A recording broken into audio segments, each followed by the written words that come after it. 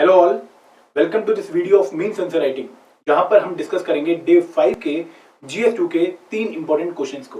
दोस्तों, जो हमारा मेंस आंसर राइटिंग इनिशिएटिव है, इसका पर्पस क्या है कि जब आप प्रीलिम्स की तैयारी कर रहे हो तब भी आप आंसर राइटिंग प्रैक्टिस चलाओ और जो कंपोनेंट्स आप प्रीलिम्स के लिए पढ़ रहे हो उसी मटेरियल को यूज करके आप मेंस के आंसर्स की भी प्रैक्टिस करो, क्योंकि दोस्तों मेंस के लिए आपको काफी प्रैक्टिस करनी पड़ेगी और आंसर राइटिंग एक ऐसा डोमेन है जो आपकी मेंस की सिलेक्शन को बहुत मजबूत बनाता है।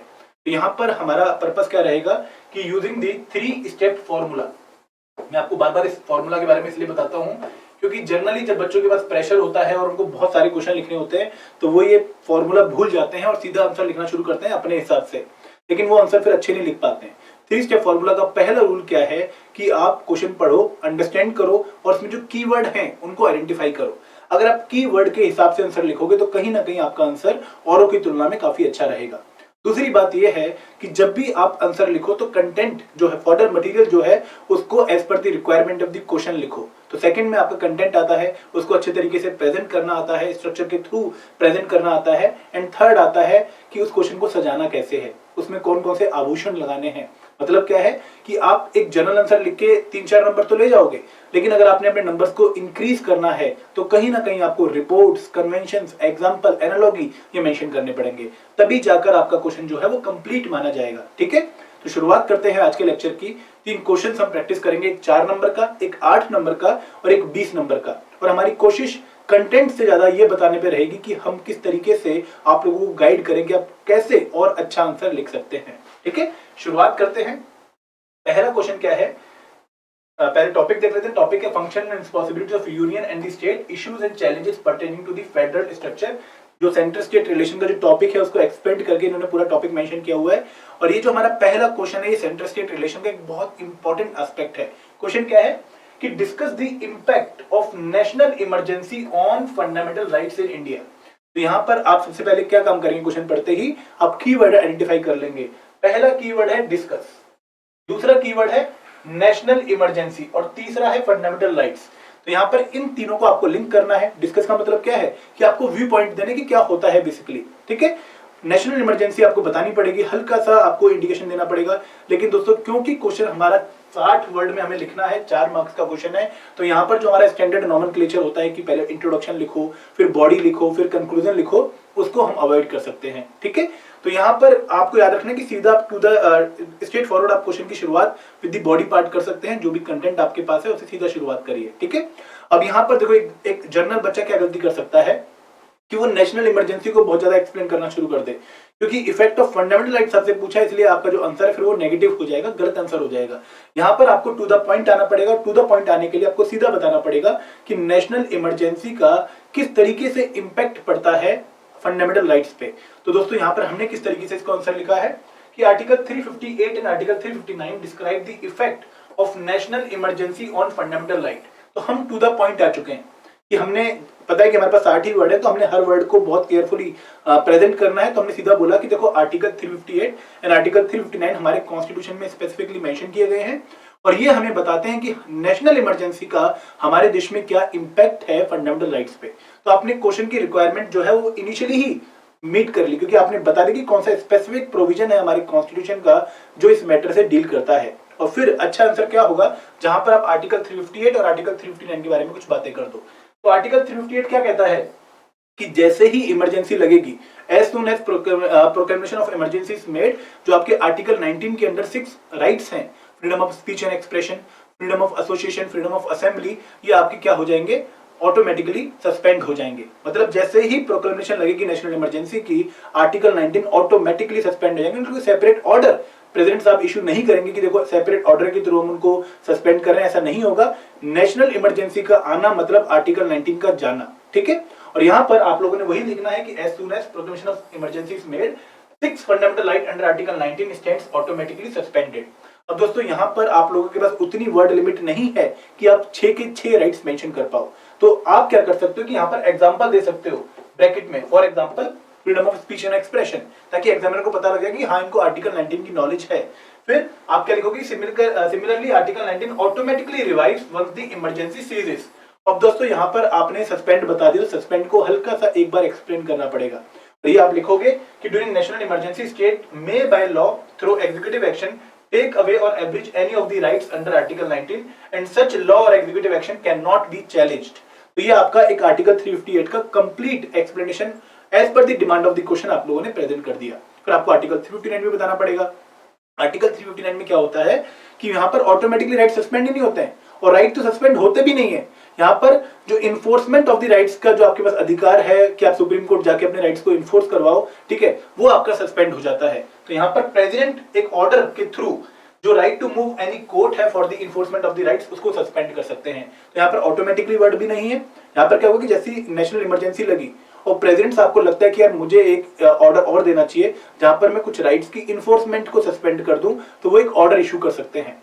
तो यहाँ पर ऑटोमेटिकली सस्पेंड हो रहा है और यहाँ पर थ्रू एन ऑर्डर सस्पेंड हो रहा है। तो यहाँ पर आपने लाइन लिखनी है कि यहाँ पर राइट्स सस्पेंड नहीं हो रहे, यहाँ पर उनकी इन्फोर्समेंट सस्पेंड हो रही है, और जो राइट्स सिर्फ प्रेसिडेंशियल ऑर्डर में मेंशन होंगे सिर्फ वही राइट सस्पेंड होंगे, सारे राइट सस्पेंड नहीं होंगे। तो यहाँ पर आपने आर्टिकल 359 को भी बता दिया as per the requirement of the question. दोस्तों देखो, बताने के लिए हमारे पास बहुत कुछ है।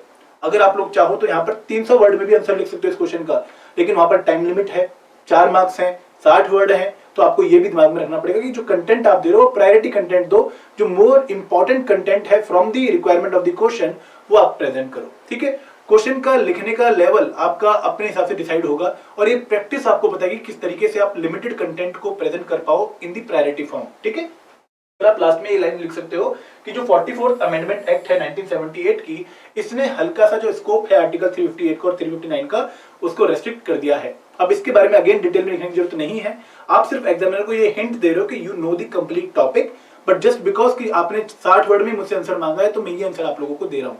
और दोस्तों ऐसा आंसर आप लिख देते हो विद एग्जांपल तो आपको 2.5 से 3 नंबर मिल सकते हैं, ये पूरी संभावनाएं हैं। ठीक है, आगे बढ़ते हैं, नेक्स्ट क्वेश्चन देखते हैं।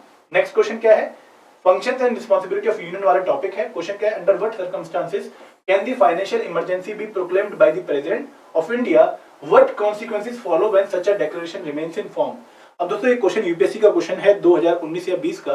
अब मैं आप लोगों को इसलिए दे रहा हूं क्योंकि हमें प्रैक्टिस करनी है और हमें कुछ अच्छे आंसर्स को क्वेश्चंस को ही प्रैक्टिस करके जाना है।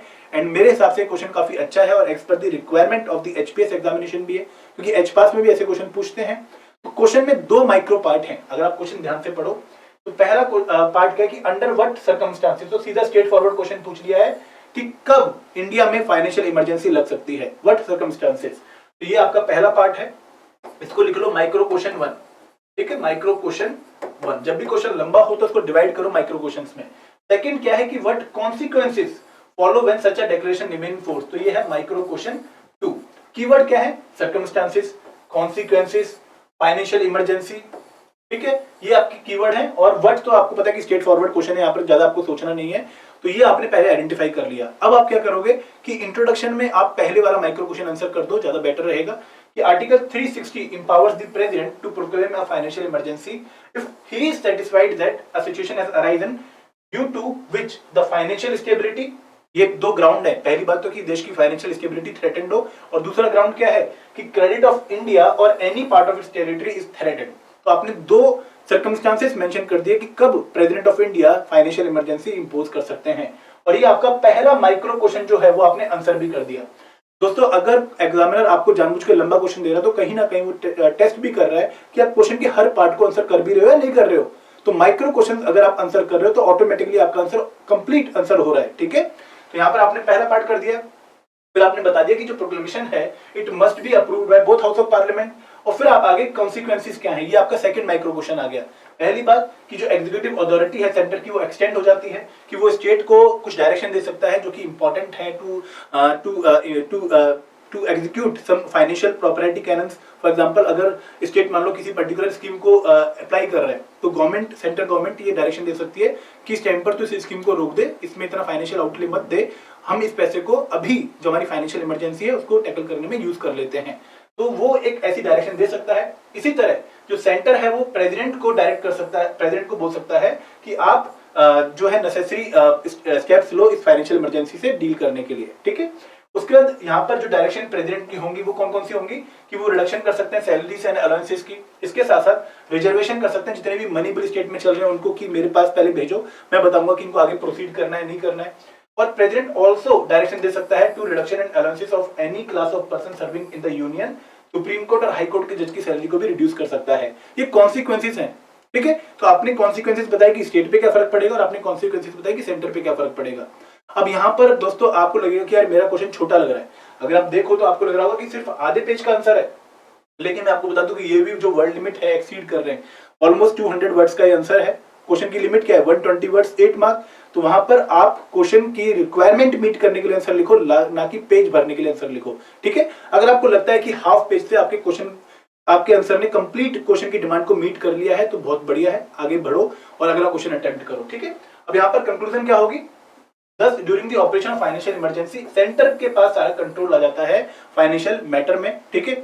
और स्टेट की जो पावर है वो स्टेट सेंटर के पास ट्रांसफर हो जाती है। और आपने ये भी बता दिया कि देखो आज तक हमारे देश में फाइनेंशियल इमरजेंसी नहीं लगी है, भले ही 1991 में जो हालात थे वो काफी खराब थे। तो एक प्रॉपर स्ट्रक्चर में आपको 8 मार्क्स का क्वेश्चन देखने को मिलेगा। एक इंट्रोडक्शन जहां पर आपने माइक्रो क्वेश्चन 1 किया, बॉडी पार्ट जहां पर आपने कॉन्सिक्वेंसेस बताए, और एक कंक्लूजन जहां पर आपने फाइनेंशियल इमरजेंसी का सार बता दिया, थीम बता दी कि देखो ये होता है फाइनेंशियल इमरजेंसी में, ठीक है। अब देखिए थर्ड क्वेश्चन। थर्ड क्वेश्चन क्या है, टॉपिक है constitution of India, historical underpinning. Do you think that the constitution of India does not accept principle of strict separation of power, rather it is based on the principle of checks and balances, explain. दोस्तों again UPSC का question है, लेकिन बहुत ज्यादा relevant है हमारे H पास के लिए। आप ये मत सोचिएगा कि हम यूपीएससी के क्वेश्चन आपको क्यों करवा रहे हैं, हम वो क्वेश्चन आपको करवा रहे हैं जो कि एच पास की रिक्वायरमेंट के लिए काफी इंपॉर्टेंट है। अब यहाँ पर क्वेश्चन के मल्टीपल पार्ट्स हैं, मल्टीपल पार्ट्स। पहला पार्ट क्या है, वो आपसे पूछ रहा है कि आपको क्या लगता है, do you think constitution of India does not accept principle of strict separation of power. तो ये आपका पहला माइक्रो क्वेश्चन है, पहला माइक्रो क्वेश्चन। सेकंड क्या है, वो आपसे कहीं ना कहीं ये भी पूछ रहा है कि rather it is based on the principle of checks and balances, तो ये भी आपको बताना है। और फिर आपको लास्ट में एक और क्वेश्चन मार्क के बाद कह रहा है एक्सप्लेन करिए, मतलब डिटेल में बताइए, ठीक है। तो यहाँ पर कीवर्ड क्या है, पहला है principle of strict separation of power, second क्या है principle of checks and balances. इन टर्म्स को आपको जस्टिफाई करना पड़ेगा, तभी जाके आपका आंसर कंप्लीट माना जाएगा। तो दोस्तों ऐसे क्वेश्चंस में आपने जब 400 वर्ड देखे तो आपको लगेगा कि बहुत कंप्लीट लिखना है, तो कोशिश ये करिए कि इसका स्ट्रक्चर अपने दिमाग में पक्का बना लो कि किस तरीके से मैं इस क्वेश्चन को अप्रोच करूं। तो यहाँ पर पार्ट वाइज चलो। सबसे पहले बताओ कि इंडियन कॉन्स्टिट्यूशन में क्या है regarding the separation of power. दोस्तों आई होप आप लोग सेपरेशन ऑफ पावर के बारे में जानते होंगे। ये एक आइडियोलॉजी है, एक डॉक्ट्राइन है जो कहती है किसी एक single organ of the state के पास सारी पावर कंसंट्रेटेड नहीं होनी चाहिए। अगर वो ऐसा होगा तो वो कहीं ना कहीं आर्बिट्री मैनर में पावर को एक्सरसाइज करेगा और वहां पर हमें थोड़ी सी ऑथोरिटेरियन फॉर्म ऑफ गवर्नमेंट देखने को मिलेगी, जैसा पहले मुगलों के टाइम पर या फिर राजाओं के टाइम पर होता था, ठीक है। राजा ही सारी पावर कंसंट्रेट करता था अपने ऊपर। तो जो मॉडर्न स्टेट है वहां पर 3 स्टेट ऑर्गन बनाए गए, एग्जीक्यूटिव, लेजिस्लेचर एंड जुडिशरी, और तीनों को ही कुछ पावर दी गई और बोला गया कि आप अपनी पावर अच्छे तरीके से एक्सरसाइज करो। अमेरिकन कॉन्स्टिट्यूशन में स्ट्रिक्ट सेपरेशन ऑफ पावर है, लेकिन इंडियन कॉन्स्टिट्यूशन में कहीं भी separation of power word mention नहीं किया गया है। यहाँ पर इंडियन कॉन्स्टिट्यूशन अगर प्रोवाइड करता है सेपरेशन ऑफ पावर तो वो इंप्लाइड मैनर में प्रोवाइड करता है, एक्सप्लिसिट मैनर में प्रोवाइड नहीं करता। एक्सप्लिसिट मैनर का मतलब क्या है, सीधा लिखा हुआ है। इंप्लाइड मैनर का मतलब क्या है कि लिखा नहीं हुआ, लेकिन इससे हम ये जनरलाइज कर सकते हैं, इससे हम ये चीज निकाल के लेके आ सकते हैं, इसकी एक इंटरप्रिटेशन हम इस तरीके से कर सकते हैं, ठीक है। तो although there is no express provision for the doctrine of separation of power in its absolute form, the constitution does make the provision for a reasonable separation of functions. ये एक बहुत इंपॉर्टेंट लाइन है कि हमारे constitution में भले ही separation of power का principal नहीं है, एक्सप्लिसिटली मेंशन नहीं किया हुआ है, लेकिन कहीं ना कहीं हमें इंप्लाइड फॉर्म में सेपरेशन ऑफ फंक्शंस देखने को मिलता है। यहाँ पर आप लोगों को पहले बताना है कि किस तरीके से हमें स्ट्रिक्ट सेपरेशन ऑफ पावर ना देख के इंप्लाइड फॉर्म में सेपरेशन ऑफ पावर देखने को मिलता है। तो आपने बताया कि कॉन्स्टिट्यूशन ऑफ इंडिया ने कुछ फंक्शनल सेपरेशन ऑफ पावर कर रखी है। अब यहाँ पर आप पहले माइक्रो क्वेश्चन को जस्टिफाई कर रहे हो। पहली बात, आर्टिकल 50 स्टेट को बोला गया कि आप वो स्टेप्स लो कि पब्लिक स्पेयर में एग्जीक्यूटिव को जुडिशरी से सेपरेट कर सकें। आर्टिकल 122 एंड 212 कि जो पार्लियामेंट्री प्रोसीडिंग्स हैं या फिर जो स्टेट लेजिस्लेचर की प्रोसीडिंग्स हैं उनको कोर्ट में डिस्कस नहीं कर सकते। जुडिशियल कंडक्ट ऑफ अ जज of the supreme court and high court, इनको आप पार्लियामेंट में डिस्कस नहीं कर सकते एक्सेप्ट जब जज को रिमूव ना कर रहे हो, ठीक है। आर्टिकल 53 एंड 154 ये प्रोवाइड करते हैं कि जो एग्जीक्यूटिव पावर ऑफ यूनियन है वो प्रेसिडेंट के पास होगी, गवर्नर के पास होगी, और उनको इम्यूनिटी दी गई है from civil and criminal actions. Then article 361 कि प्रेसिडेंट और गवर्नर वो अपने ऑफिस की ड्यूटी के लिए किसी और को आंसरेबल नहीं है। तो कहीं ना कहीं फंक्शंस को सेपरेट कर दिया गया है कि यहाँ पर जुडिशरी इंक्रोच नहीं कर सकती है इनके फंक्शंस में, या फिर जुडिशरी के फंक्शन में लेजिस्लेचर इंक्रोच नहीं कर सकती है। जैसे हमारे देश में इंडिपेंडेंस ऑफ जुडिशरी है, तो वो भी कहीं ना कहीं सेपरेशन को जस्टिफाई करता है। तो वो पॉइंट्स आप यहाँ पर लिखेंगे। लेकिन आप ये भी बताएंगे सेकंड माइक्रो क्वेश्चन में कि there is principle of checks and balances also, ठीक है। Although prime facie it appears that our constitution has based itself upon the doctrine of separation of power, but अगर हम केयरफुली देखें तो हमें हमारे कॉन्स्टिट्यूशन में चेक्स एंड बैलेंसेस भी देखने को मिलते हैं। यहाँ पर किसी ना किसी तरीके से हर ऑर्गन किसी और पे डिपेंडेंट है, या फिर वो किसी ऑर्गन अदर ऑर्गन के फंक्शंस को भी चेक कर सकता है। जैसे ओवरलैपिंग देखेंगे लेजिस्लेचर की, तो दोस्तों हमारे देश में क्या है, पार्लियामेंट्री फॉर्म ऑफ गवर्नमेंट। तो जो एग्जीक्यूटिव है ये रिस्पॉन्सिबल है to the legislature for their actions and policies. इसके अलावा नो कॉन्फिडेंस मोशन पास करके लेजिस्लेचर एग्जीक्यूटिव को उनकी पावर से हटा सकता है। तो ये ओवरलैपिंग ही हुई ना, चेक्स एंड बैलेंसेस ही रहा। इसके साथ साथ जो जुडिशियल रिव्यू का प्रोविजन है, वहां पर जो पार्लियामेंट की लेजिस्लेचर की पावर है टू अमेंड द कॉन्स्टिट्यूशन, उसको चेक कर सकती है जुडिशरी। तो चेक वाला सिस्टम आ गया। इसके अलावा ओवरलैपिंग देखा एग्जीक्यूटिव की, तो अपॉइंटमेंट जो है सुप्रीम कोर्ट के जज की, हाई कोर्ट के जज की, वो कौन करता है, वो प्रेसिडेंट ऑफ इंडिया करते हैं। तो ये ओवरलैपिंग हम बताएंगे ये शो करने के लिए कि there is the principle of checks and balances, कि यहाँ पर हमने कहीं ना कहीं हर ऑर्गन के ऊपर एक साइड वाला ऑर्गन रखा हुआ है, वो ये देख सके कि ये अपनी पावर को आर्बिट्री मैनर में, अननेसेसरी मैनर में, एक्सेसिव मैनर में एक्सरसाइज ना कर रहा हो। अब दोस्तों लास्ट में अच्छा आंसर क्या माना जाएगा, जहां पर आप कुछ जजमेंट्स पक्का मेंशन कर दो अपने आंसर को सब्स्टिट्यूट करने के लिए, दूसरों से अलग बनाने के लिए। तो यहाँ पर एक बहुत ही पॉपुलर जजमेंट है राम जवाया केस में, जहां पर सुप्रीम कोर्ट ने स्टार्टिंग में ही बता दिया था कि हमारे कॉन्स्टिट्यूशन में चेक भी है और हमारे कॉन्स्टिट्यूशन में बैलेंस भी है। उन्होंने बोला कि Indian constitution ensure that different branches control each other, this is intended to make them accountable to each other, कि अपने एक्शंस के लिए अकाउंटेबल हो। अगर एग्जीक्यूटिव कोई लॉ लेकर आ रहे हैं पार्लियामेंट में, तो वो पार्लियामेंट में पहले जस्टिफाई करें कि हाँ हम ये लॉ सही लेकर आ रहे हैं। कैसे जस्टिफाई होगा, जब मेजोरिटी उनकी फेवर में रहेगी। सिमिलरली लेजिस्लेचर जब कोई लॉ पास करती है तो वो जुडिशरी के तौर से अकाउंटेबल है कि आप चेक कर लो कि एज पर द कॉन्स्टिट्यूशन है या नहीं है, ठीक है। Similarly the constitution divides power between the different branches, तो ये बैलेंस के लिए है कि एक बैलेंस बना रहे, कोई भी ऑर्गन अननेसेसरीली पावरफुल ना हो जाए। फिर आप लास्ट में बता दो कि इससे हम एक एविडेंस लगा सकते हैं कि जो प्रिंसिपल है चेक्स एंड बैलेंसेस का, वो कहीं ना कहीं ज्यादा है as compare to principle of separation of power. आपने लास्ट में अपने व्यू पॉइंट को जस्टिफाई कर दिया। तो ये तरीका रहता है एक आंसर राइटिंग करने का, ठीक है। आई एम नॉट सेइंग कि this is the perfect answer. Perfect answer आपका भी हो सकता है, लेकिन कुछ इंपॉर्टेंट नियम जो है, रूल जो है, वो आप अपने आंसर में पक्का फॉलो करो, ठीक है। तो ये था आज का लेक्चर। दोस्तों अगर आप अपनी तैयारी को और अच्छा करना चाहते हो प्रीलिम्स की, तो हमने 2 इनिशिएटिव लॉन्च कर रखे हैं, एक है प्रीलिम्स पावर पैक और दूसरा है 5-in-1 test series. Link description box में दिए गए हैं।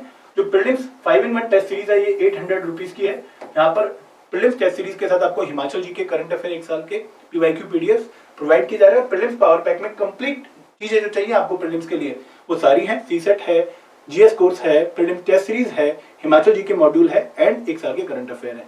तो डिस्क्रिप्शन बॉक्स में आना मत भूलिएगा। और लेक्चर कैसा लगा जरूर बताइएगा एक बार कमेंट सेक्शन में। Thank you very much. जय हिंद, जय भारत।